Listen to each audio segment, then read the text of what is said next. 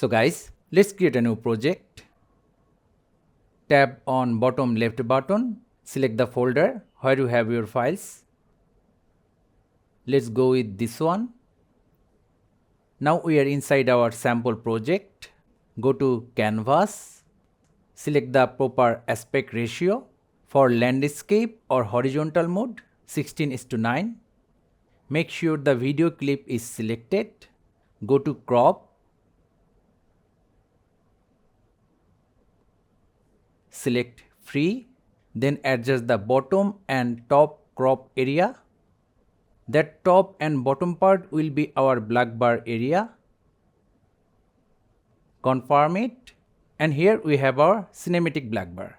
If you want to adjust the black bar area, then just go back to the crop option and adjust the crop area again. That's all. So thank you guys for watching. Have a good day.